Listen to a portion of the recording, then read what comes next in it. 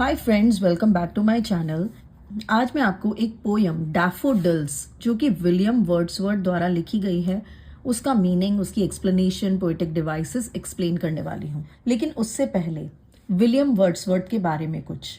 William Wordsworth जो है वो नेचर से रिलेटेड पोएम्स लिखते हैं और उसी में ही वो फेमस हैं। इनकी कुछ फेमस पोएम्स हैं an evening walk, descriptive sketches.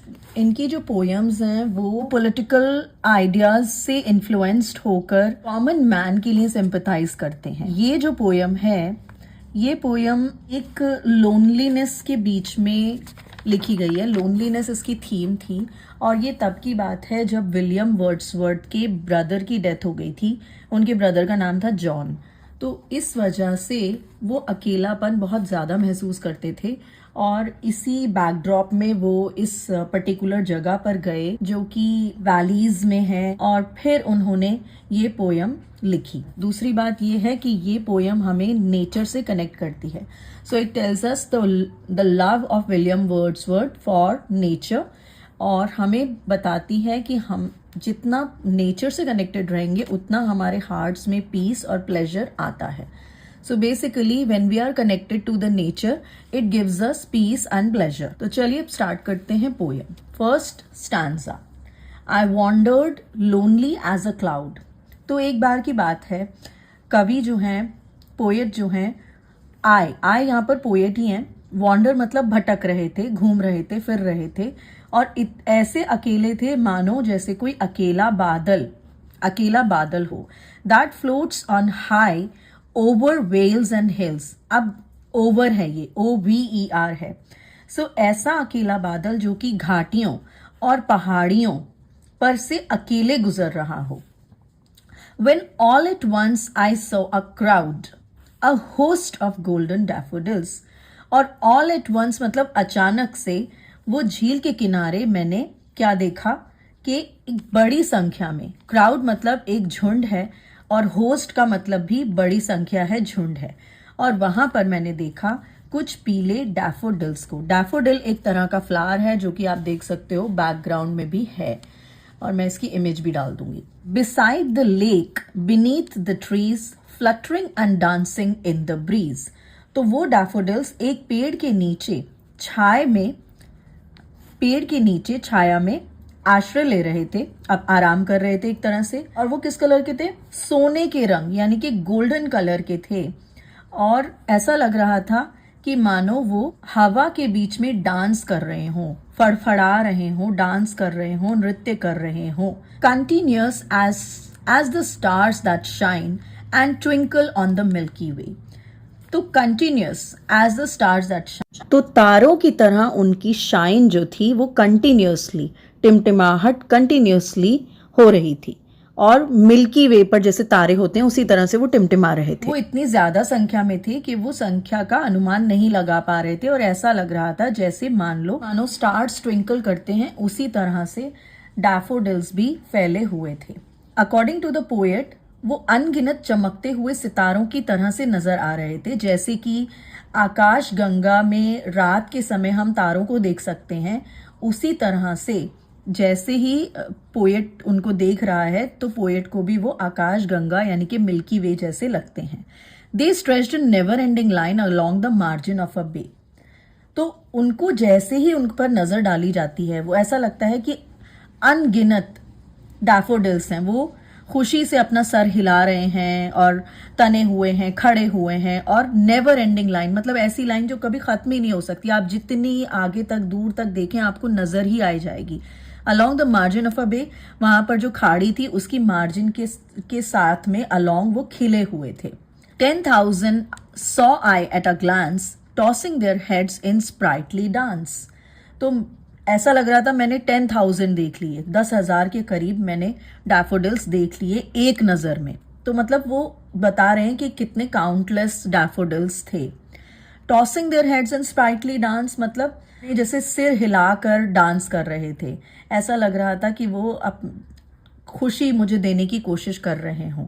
The waves beside them danced but they outdid the sparkling waves in glee.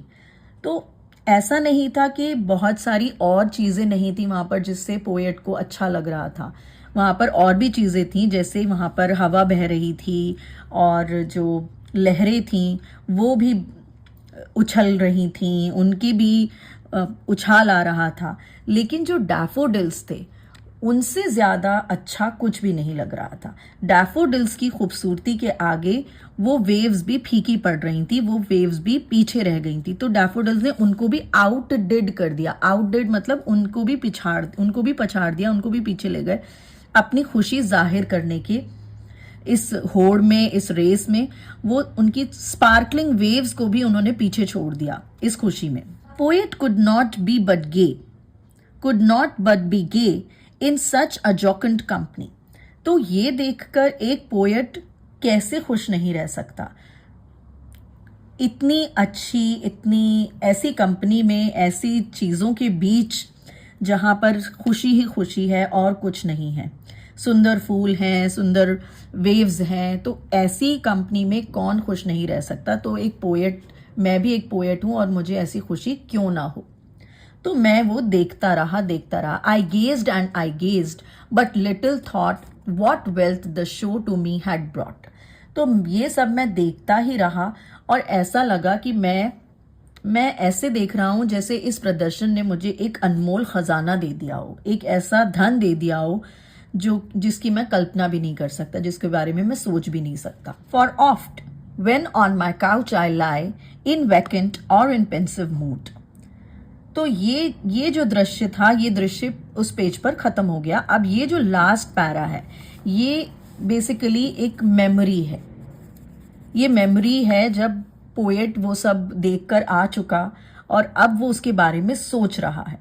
तो उसके माइंड में जब वो अपने काउच पर लेट जाता है, अपने सोफा पर लेट जाता है, अक्सर वो यही सोचता है जब वो उसका माइंड एकदम खाली होता है, वेकेंट होता है, या फिर वो चिंता में होता है, उसका दुख वाला माइंड होता है और अपने जब उदास होता है, अपने बेड पर लेटा होता है, तो जब वो अपनी आंखें बंद कर लेता है, inward I they flash upon that inward आई, मतलब वो उसकी मन में जो गहरी यादें जो थी वो उनमें एक तरह से फ्लैश होते हैं, चमकते हैं, कि जैसे हमने कोई बहुत अच्छी चीज़ देखी, वो हमें बार बार याद आती है और हमारी जो मन की जो परेशानियां हैं, जो हमारी सॉलिट्यूड की यानी अकेलेपन की जो परेशानियां हैं, उसमें वो एक ब्लिस का काम करती हैं।